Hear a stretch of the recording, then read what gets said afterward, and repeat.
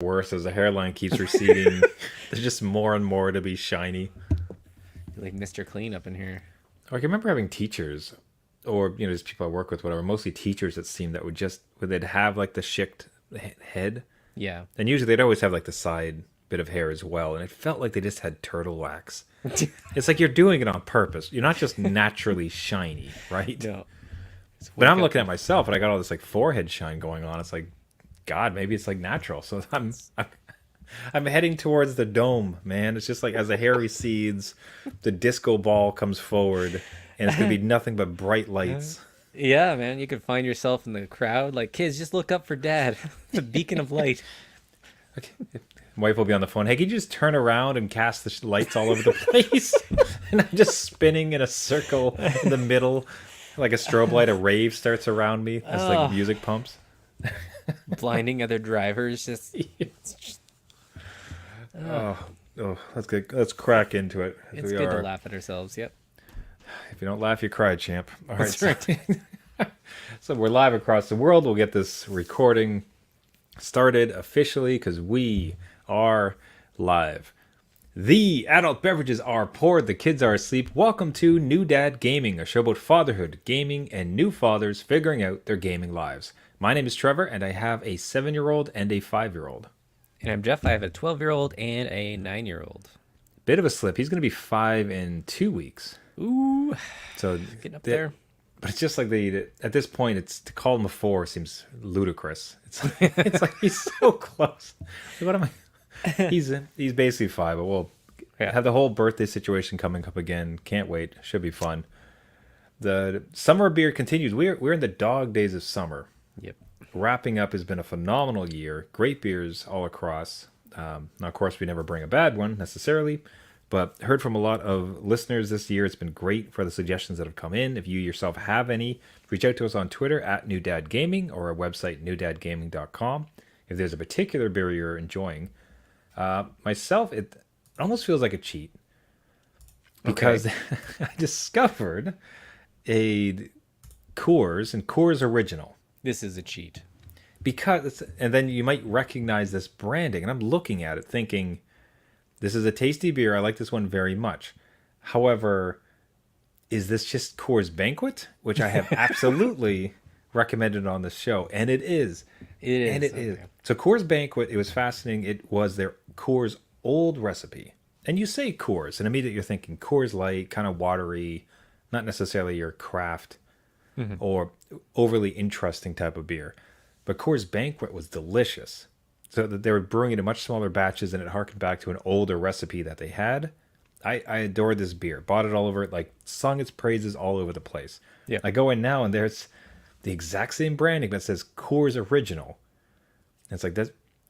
Is it different? Is this just Coors Light that's been rebranded? Like, what's happening? No, but in fact, they just rebranded it. I think it's a vote of confidence. I think they're going to be putting it into their keeping it around in their main roster. Okay. So if you had not tried Coors Banquet, I suggest you look into Coors Original. It is a very tasty, easy drinking beer. This isn't some wild goose chase with elderberries or other such nonsense. It's a straight down the middle beer. Very delicious, very available. And what was once Banquet is now called Coors Original. So highly recommend it. I tend to find, I'm trying to overcome some snobbiness with beers too, because again, you talk about your Budweisers or your Molson Canadian or your would be considered lesser tier beers. And as we've said here multiple times on the show, the greatest beer in the world is the cold one in your hand.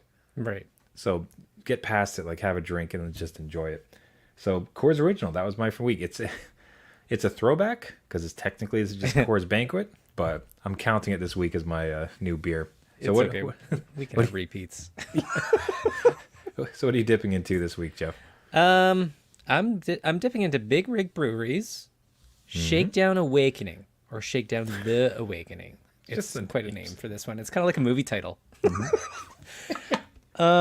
And it comes out of where, up north near Ottawa region in Ontario here, another Canadian beer. So this one is a little bit more than your average Coors. It's got quite the... Is that a shot? What is this?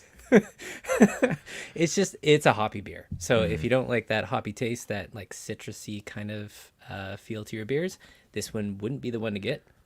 Sort of on the strong side, again, like just over 6%. So it does hit you a little bit. And I thought I'd try this one out, and I would totally recommend it. Again, just as like a kind of a good palate hit. It did well with me on trying to seal the driveway today, and had this as a break. So That's such a dad task. It's it does. ridiculous. It is. So it helps out on the chores. That's right. So I would recommend this one. It's a good one. And again, it's just local here in around Ottawa, Ontario. So Perfect. Yeah. So mine a bit more available. Jeff's a bit more niche. That one does come from my hometown of Ottawa. So can give that a second vouch. Check them out. And again, Yes. any listeners have a recommendation for us to check out as we wind down the beer season? I think we probably have to end it with pumpkin beers. I think so. I think that's kind of part of the ritual is that we'll try at least 2 to 3 pumpkin beers. And Yep. see if we can find the diamond in the rough. Is there one? We'll see. We'll find out next. See if we can find the delicious vegetable amongst the patch. Let's call it that. Right. Okay. But as before that time, if you have any other any delicious ones to suggest, pass it along and let us know. Now that, so I want to say this is, I don't know if it's an embarrassing story. I'm not exactly sure how to like phrase this one. Okay. I don't have a drinking problem. And I only drink when I work. Although technically I'm a workaholic. So Okay. All right. Yes. That's All a right. Ron White joke. I definitely stole that, and I butchered it, so it's not great. Anyways, all suffice to say, I taking my son to soccer. It is this massive field. This is right in the middle of summer. His games happen about 6:00, 6:30 in the afternoon. Okay. Peak summer. You're on a grassy field. The sun is slowly starting to crest on the far side. It is every picturesque version of summer that you would ever imagine. Okay. And what would be better in that moment than a cold, delicious beer after you've survived that day? And it is even better. His starts on a Friday. That's a Friday at 6:30 Oh, perfect timing. on a luscious green grass Friday afternoon in the summertime. Do you have any idea how perfect that is for a beer? No. That is like prime commercial. Like that is perfect. Right. So for good reason, and I tell you, I honestly do support it. Like alcohol is not served at these type of events No. because parents, sports parents, have proven themselves unreliable with alcohol when watching their kids play. Right. So okay, I'm a man of the law. I'm a man of the rules. This all finds great, but I couldn't shake it. I just could not shake how perfect it would be to have that little drink. Okay. Now, have you ever had a big metallic thermos coffee cup? Oh yeah, absolutely. When's the last time someone ever asked you what's inside of it? Never. Never. So the gambit is that I'd have that all set up in the trunk, and I would just pour my tall can into my large thermos cup. And Oh wait, bring you prepared it there? Like Oh, yeah. no one like came out of the wilderness like you hear all these dads just what is going on? Yeah, as soon as I cracked that can, every dad in a little radius like snapped their head. Like, what? Does someone have it? Does someone have refreshment? It's like, yeah, because I thought I would drive with it, but then the problem would be is if I had open alcohol in the car, True, like that's true. that's a huge you do not play that game. Yeah. So had everything in the trunk, came in like I was getting the seats and like, oh, I gotta get my coffee. Right. Pour the kid into it, and just having that little sneak of a drink while I'm watching the summer game. It was everything. It was everything I wanted. It was perfect. It was perfect, Jeff. Part of it don't you get? It was so worth it. I'm a man of the law. There's like police officers in my immediate family. Like it's just like I'm all about it. And I understand that alcohol should not be served at minor Right. sports. Wasn't served. But God, I was a free man, Jeff, at that moment. It's yeah, I don't know anyone that like doesn't try to at least do that at least once in a while. It just seems like your kids play a lot better when you've had a couple coffees at their game. Coffees. After a few coffees, I'm really awake. This game got a lot more enjoyable. This is amazing. Then I got I in a love fist it. fight and like, no. Yeah.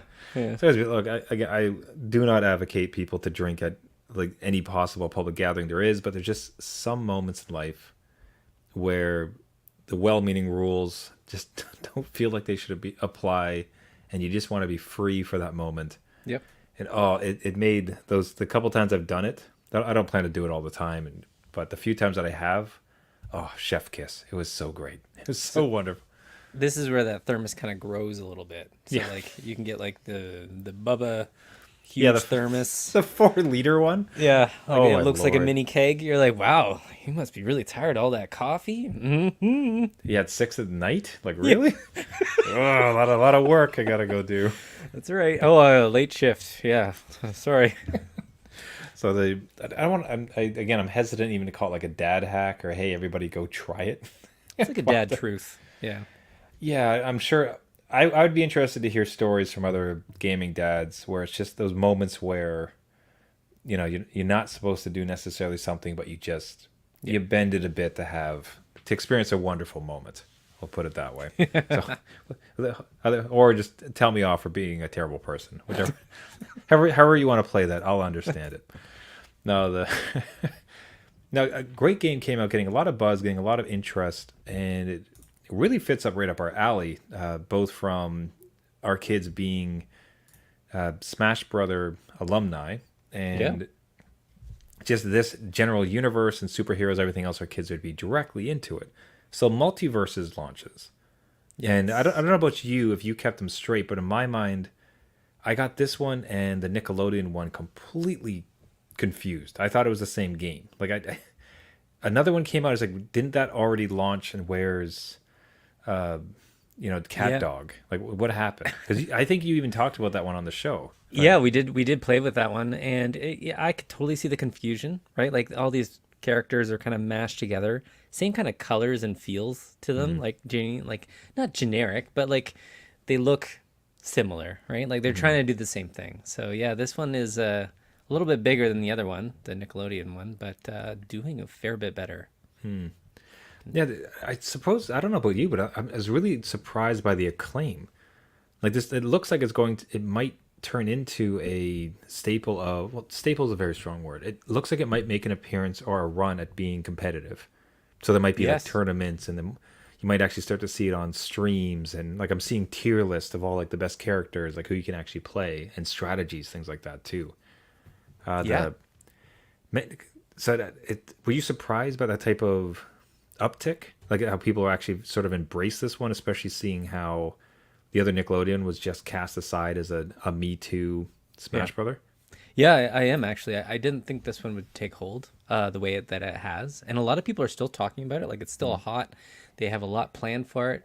I think they're technically still in the beta stage, so they're not even like officially launched, and they're already like just again roadmap to the future, and everyone's hanging on to like who's the next character, who's the next stage, and I could totally see esports in the future of this. Just something that again, the mechanics of this game are so close to Smash Brothers. Like they're good. They're really really good. Like they can only go up from here. Like you kind of expect these games to, fall flat a little bit, or like maybe they're lacking in some areas. But this one is like really clean. Like it is put together. They put a lot of thought, time, and effort into this.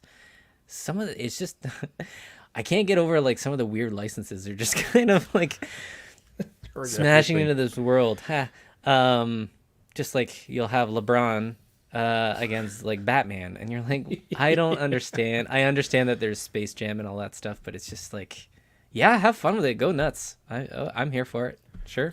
Or the Big Iron Giant like showing up there, Yes. like it's all Yeah. this wild stuff. But what I was kind of checking myself on is initially it was like this feels ridiculous. This feels like you're just trying to grab every possible character in your roster. It's like just give them all. I don't care. Like Scooby versus Superman, whatever. That's fine. Yeah. But then you think about what Smash was. It's like, Right. so we're gonna have Star Fox punch Pikachu? Like, what the hell are you talking about? Like, what Yeah. is this? Yeah. So in retrospect, like the idea is like already silly, even from a Smash Brothers perspective, but it just ended up being so tight and so much fun it didn't matter. And it kind of seems like this is going along the same way. Yeah, and I think a big, big positive to this one is that it's not Nintendo, and Nintendo can be very, very heavy-handed with some of their copyright infringement and even streaming it and modifying their games, right? Whereas I think this one is a little bit. It does have, Warner Brothers behind it. They're probably pretty protective of their stuff, but not as much as Nintendo. So I can see a lot of people, fiddling around with this one and seeing what, how far they can push it before they get kind of called back on it. But I don't know. I tried it out with my kids and it was really, really good. My kids kicked my butt in it. Like it wasn't even a question. We're at that stage where like I can't show them the ropes anymore, Trevor. That's so bizarre. So it's like you no longer, because generally speaking, like as the veteran gamer, you'd be able to pick it up and be able to understand the mechanics, and now that is flipped in your household, huh? Oh yeah, with these games, it's just no match. Their little fingers move way faster than my old sloppy. Just like, oh, what's the move again? I can't remember it. No, they pick up these things like crazy and can give me a run for their money. So I don't know. It's a new age, a new phase. Okay, I'm kind of curious to hear how it hit with your kids, what they thought about it. Because mine, what their favorite thing to do. They don't like playing against each other. Right. They want to be on the same teams, and then they want to fight bots. Right. And that mode doesn't exist yet. So they have, and I'll say cynically, maybe they never will, because this is much less. Smash Brothers was very much the hey, pay, give us our $100 Nintendo tax, and then you can have this game, and it's all there. And they did DLC with extra characters, fine, but generally speaking, it was a complete game. Yeah. This, however, is very much going to be the seasons pass, the extra skins. Like if you subscribe to this many things, and then you can get these other characters. Right, so it's free as a baseline, and then you're going to pay a whole lot for extra ones. The idea that inside that free to pay model, they're going to give a mode where it's just like you can just fight characters, like you can just play a couple of bots and enjoy yourself infinitely. I don't know if I'm kind of off base on that. If you'd ever see them actually releasing something like that. I mean, I think it would be in their best interest to do that. Like, even if it was a little paid model to get it. My kids are very much the same. They like to play against the bots or like scale up the bots. So there's like, 4 of them against 2 of them, and they play against that and have a blast, right? They will play against each other. So my kids are more, more competitive that way. Like they will do it. It won't last very long because one will get upset. Which, yeah. Fair game. I can see that happen. But they should have bots in this. I think it just even for practice, just as something for me to practice. to reclaim the glory. To get better. Yeah. But it's not, I can see where I talked before about it falling flat in some areas, but maybe that Smash Brother had a whole single player thing that you could do and earn those characters, and it was long and deep and a lot of things going on with it where this doesn't have that. So and totally like that's its own thing. It's got a different kind of market that it's aiming for, but it would be nice to have either bots or some other thing where I could practice it. And I don't know if it has a training mode or not. I didn't look into it, but that would be a good thing to have. Tutorial. I don't know how it really worked as a training. It's like a dummy that you're kind of like facing off as, right? So okay, so your kids are huge into Smash. Yes, I remember. So they're not coming at this fresh. So given that they would have the comparison, and it wasn't bought and type of stuff, like what was their impression? Was like, Dad, we love this, like we keep downloading it, or it's fine? What did your kids think? It was more of a fine because there's like a scale. It's like delete it now. Yeah, give me your wallet. I want more. Or like it's fine. This will hang out on the hard drive a little bit longer. I don't see it staying. I think the big pull with Smash Brothers is obviously all those IPs they know. So they know Pokemon characters, Metroid characters, Zelda, Mario, like all that stuff they love. Here you get hits of that. Like the Batman isn't the Batman they really know. And then there's characters that they haven't seen, like Rick and Morty. They have no idea who anyway. It's kind of like that Nickelodeon part again, where they don't know half the characters, so they're not very vested into it. So what's the pull for them? And they almost pick the same characters when they're going to the character selection screen. So it's like in Smash Brothers, that was never a problem. There were 70 characters that they all knew and they all wanted. This one, they like gravitated towards something that they knew, like Superman, right? Or something that was a little bit easier to for them to relate to. Like, I think it's Arya Stark, isn't it? So I'm like, just random things that they're not really that interested in it. So this will go away in a couple weeks, I think. Just for now, it's not. Yeah, not gonna stay. they're gonna be asking like, oh, can I? What's this Game of Thrones, Dad? Can I watch it? Oh no! Oh goodness, no! That is not gonna happen. Like, I'll have you watch some of the more dark Batman ones before I let you touch Game of Thrones. Yeah, no. You need to be at least 35 before you can start watching other stuff. My goodness. But even like Bugs Bunny and on the screen it showed Taz. Like they have no idea who these people are. Maybe Bugs Bunny a little bit, but no idea. Like they're not. It's not the same pull for them at all. Yeah, it's like my kids wouldn't understand Steven Universe. Like, Nope. I like that show. Like that was cool, but like, yeah, there's some weird. It's not that, although like a lot of the Nintendo ones I felt to be not throwaways, but like what was the main critique they got? It kept being Xenoblade characters? Xenoblade characters. It's like 15 dudes with a sword that all With a look sword, the exact yes. same. Just like, Yeah, and you're like, what's their name again? I don't know. doesn't matter. It doesn't. It's the same. Yeah. So yeah, there's definitely some repeats with Smash, but here it's just they have no Yeah. idea. It's even deeper, like pulls, and like, yeah, that it's funny. It's funny that people wouldn't know Taz. Like that's sort of a Yeah. wild statement. Haven't you looked at like Big Mac trucks with the wheel wells? Like, Is that the guy in Minecraft? Oh, maybe one day, but I don't think so at the moment. no. Yeah. Now, if they didn't like this particular game, you could just cynically say, "Why don't you create your own game?" There you go. And that's been a thread actually you and I have both hit on with our kids, where it is that kindling of a engineering type spirit around. Okay, you like games, right? Yeah. Okay, you like Lego and you like drawing and like creating worlds, right? Yeah. Yeah. How would you like to learn how to code and build games? Someone got chocolate in my peanut butter. It's all the best of the worlds coming together. It's there. Just take it. So I think about that a lot. It's something I don't lay into my. I just mentioned to my son because he talks about like, oh, it'd be great if I can build games, and I'm like, well, you can absolutely do that. You just have to, you start to like illuminate ways to do so, and we can talk about a few free platforms to do it. You're starting a new venture into this to try to figure out, okay, what is the next level of game builder? Not coding. Like the kids aren't quite at the area yet where they can grasp coding, but what is a more full engine that my kids can play with to learn it? And this is also coming from, I think you can speak to Mario Maker as well as Game Builder, which is both on the Switch, right?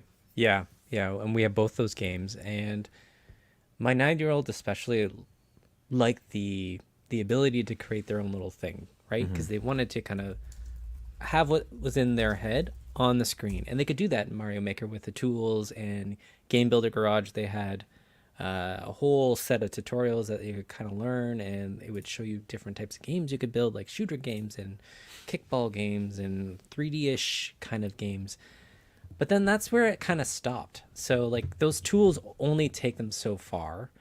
They're kind of still in the same space, and specifically with the Game Builder Garage, it can get really complicated, and it will take practice to kind of see, what can I do with these things and how can I make them my own. And I just don't think, like, I just need some sort of in between, like not even like Game Builder you can do a lot with, but it will take a while to get there, and it's not as visual until you kind of like boot it up and see what you created. So I need something that like it's kind of an in between where they can get excited about what they're doing and kind of see it right away. And I don't know if that exists or not, but it's just like you said, they're not totally into the coding aspect of things. Like they don't want to go down line by line or even just, they've done the scratch coding where the blocks come in and they can kind of see things stitched together right away. I'm looking for something because like you're saying, I'm kind of easing them into it. Like, hey, look, you could gain these skills and they will be very useful in the future. Like, this is not going away. But I don't want to push it on them because then, what happens? They kind of repel, right? Like, I'm not going to do this. You want me to do it? Psh, not do it. It's like my laundry. never. Nope, not doing it. You want it done. Not doing it. Yeah, so I'd be wondering. I don't know how creative they are with their writing, because the two that come to my head is I know that there's an engine. I think it's free, but it's for text adventures. So Okay. it lets you build a text adventure tree, where it's like you enter a room and on the left, and there's two doors on the left and right, and then like you can choose your Yeah. options, go left to go right. Perhaps it's kind of like a segue in because it's sort of very tiny and linear. As for the actual real world building one, nothing comes to mind, unfortunately. Like honestly, I don't know if like RPG Maker, if you'd ever mess with that yourself, or It could be, right? It could be a possibility. Because because again, at the that's very least you can see like visual. all the sprites and like Yeah. And I think it gives you that layout a little bit better. I did get the first or second one. I don't know what they're on now, like number 9 or something. But it kind of gives you that setup on like how to create it, right? Like here's your story blocks and here's where you input your hit points or whatever. Here's where an enemy would be and you can go ahead and create that. But I don't know, man. It's like one of those things. I want them in there. I want them doing it, and building. So I yeah. don't know. Yeah, I remember that Microsoft had one, and I remember it worked on the Xbox. So you'd be, Oh, and a lot of it was about. I remember doing a demo, and I created this big hill, and you had to collect like 4 stars before like something would happen. And it was very impressive. It felt very much like what you're talking about, where it's like it's kind of like you're a character walking in the world, and as you do, like you're placing points of interest or things that are happening, okay, yep. type of thing. I mean, unfortunately, so we're watching as we're talking about this live. We're watching this video, and it's talking about all the codeless game engines, Mm-hmm. and there's each and every one is more complicated than the last. Like I work in software for a living, and some of this is wild. Like they try to Yeah, introduce to like a 6 or 8 or 12. Like my lord, like you have no chance. yeah, and that's part of it too. Is like this can't just magically be generated by them either, right? They do have to learn the tools and spend that time. Um, Even with Mario Maker, it was a little bit of a learning curve just even to understand how the buttons worked and how to make it all function so you could actually finish the level, right? So I am looking into whatever is out there.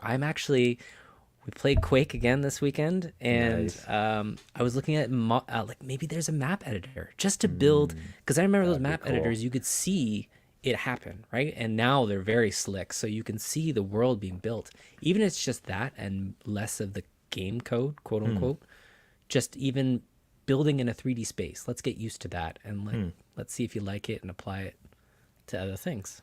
That's an excellent idea. Like I do like the computer version of it because like getting our kids a bit more accustomed to using computers to build Yeah. stuff is an awesome skill.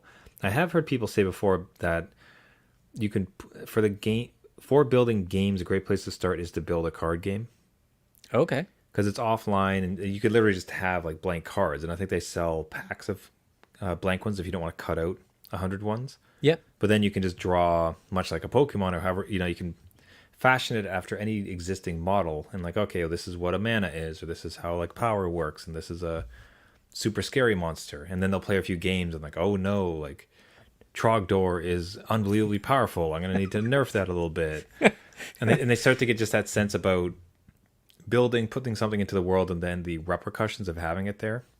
Right. And also because it's offline, and I know your kids to be creative, and at least one of mine really likes to draw.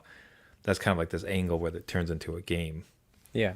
Yeah, no, maybe a good thing to look into. I know my kids, if they're anything like the stories they would tell me about, oh dad, where do you want to go? And like there's a little RPG that they're making up in their head. Everything's overpowered. I always die. It doesn't matter Because- what spell I used. It could be like, that enemy dies immediately. Nope, doesn't work on this enemy. I'm like, oh, this rings very true to a lot of Final Fantasy games that I've played. What one hit that was great. You built a ruby weapon. There's nothing but ruby weapons. This is here to kill you all the time, no matter what. So Yeah. I suggest you also look at. I'd be like, I'd like you to check back in because I want to like hear this, and just selfishly too, because I'm slowly trying to build that into my kids too, because they keep mentioning it. It's a curiosity I want to enforce.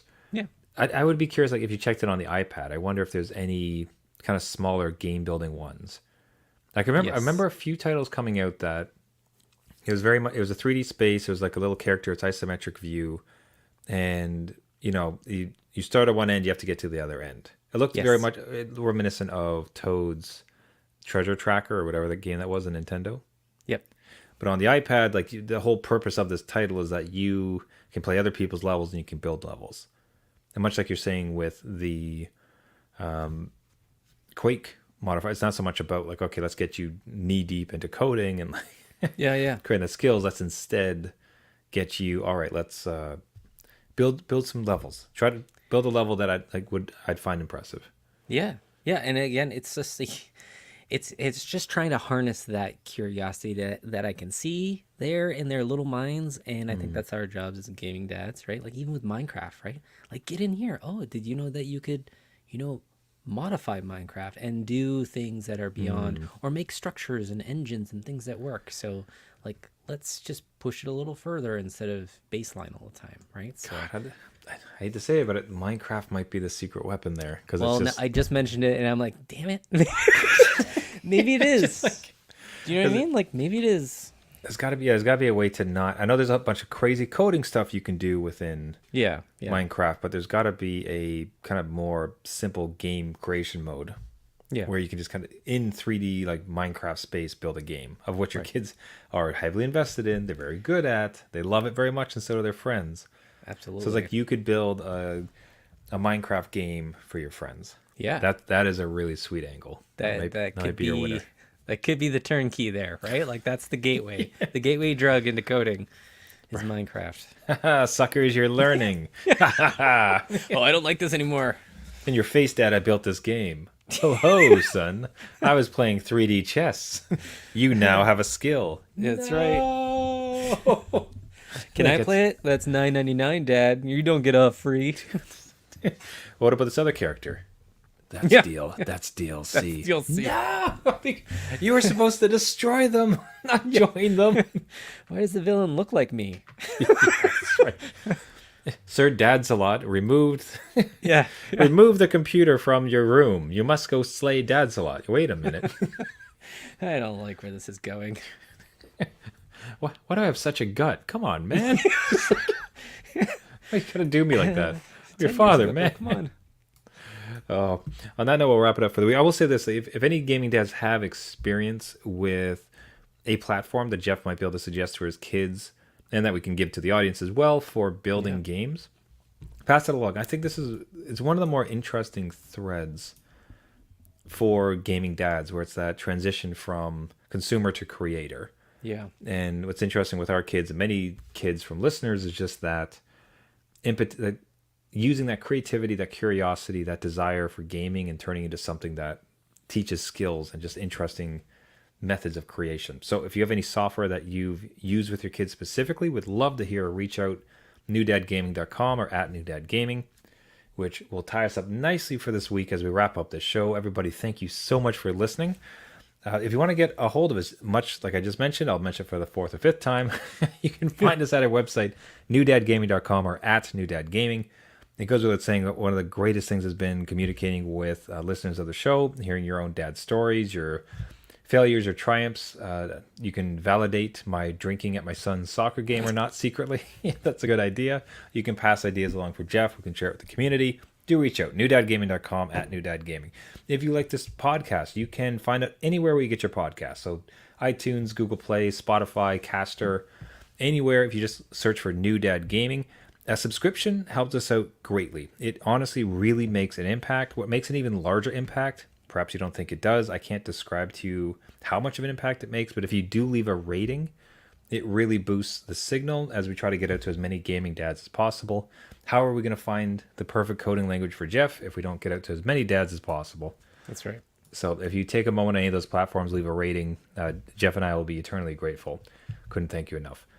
Everyone, thank you so much for listening. That does it for this week. Until next week, my name is Trevor, and I have a 7-year-old and a 4-year-old. And I'm Jeff. I have a 12-year-old and a 9-year-old who hopefully is going to code. Build a perfect game. That's right. Just remember, just because you became a dad, Doesn't mean it's game over. unless your son builds it that way. Puts it in. Yes. All right, we're gonna Same we're wavelength. I'll hit that last line because I want you to have that joke. It was a good one. Doesn't mean it's game over. Unless your kid codes it that way. Boom. To be clear, I'm not going to cut that out because that was No. fantastic. No, it was good. But I wanted it to be clear. All right. We'll see you next week. See you later.